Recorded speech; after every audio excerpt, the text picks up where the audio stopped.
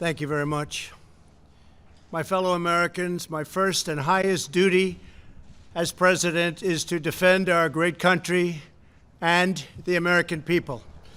I swore an oath to uphold the laws of our nation, and that is exactly what I will do. All Americans were rightly sickened and revolted by the brutal death of George Floyd. My administration is fully committed that for George and his family, justice will be served. He will not have died in vain. But we cannot allow the righteous cries and peaceful protesters to be drowned out by an angry mob. The biggest victims of the rioting are peace-loving citizens in our poorest communities. And as their president, I will fight to keep them safe. I will fight to protect you. I am your president of law and order and an ally of all peaceful protesters. But in recent days, our nation has been gripped by professional anarchists, violent mobs, arsonists, looters, criminals, rioters, Antifa, and others. A number of state and local governments have failed to take necessary action to safeguard their residents. Innocent people have been savagely beaten, like the young man in Dallas, Texas, who was left dying on the street, or the woman in upstate New York viciously attacked by dangerous thugs. Small business owners have seen their dreams utterly destroyed. New York's finest have been hit in the face with bricks. Brave nurses who have battled the virus are afraid to leave their homes. A police precinct has been overrun. Here in the nation's capital, the Lincoln Memorial and the World War II Memorial have been vandalized. One of our most historic churches was set ablaze.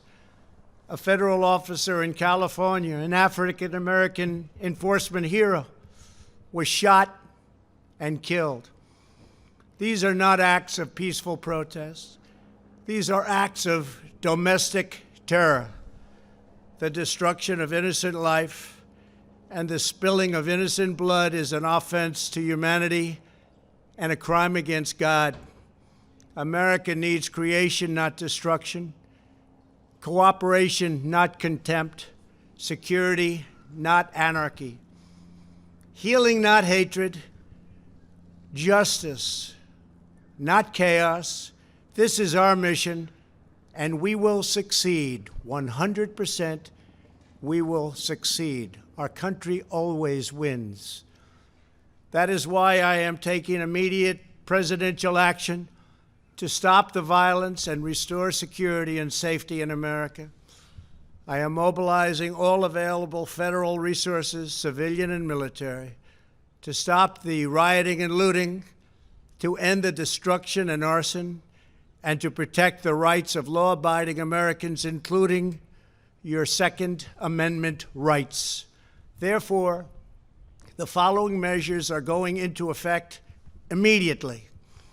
First, we are ending the riots and lawlessness that has spread throughout our country. We will end it now. Today, I have strongly recommended to every governor to deploy the National Guard in sufficient numbers that we dominate the streets. Mayors and governors must establish an overwhelming law enforcement presence until the violence has been quelled. If a city or state refuses to take the actions that are necessary to defend the life and property of their residents, then I will deploy the United States military and quickly solve the problem for them. I am also taking swift and decisive action to protect our great capital, Washington, D.C. What happened in this city last night was a total disgrace.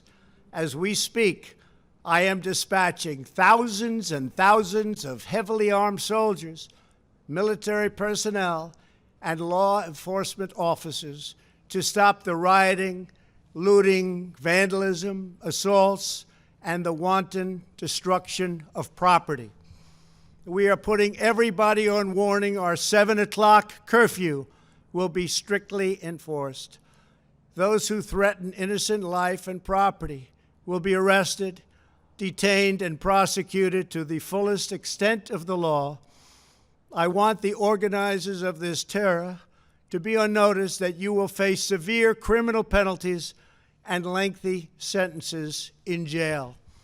This includes Antifa and others who are leading instigators of this violence. One law and order, and that is what it is. One law. We have one beautiful law. And once that is restored and fully restored, we will help you, we will help your business, and we will help your family. America is founded upon the rule of law. It is the foundation of our prosperity, our freedom, and our very way of life.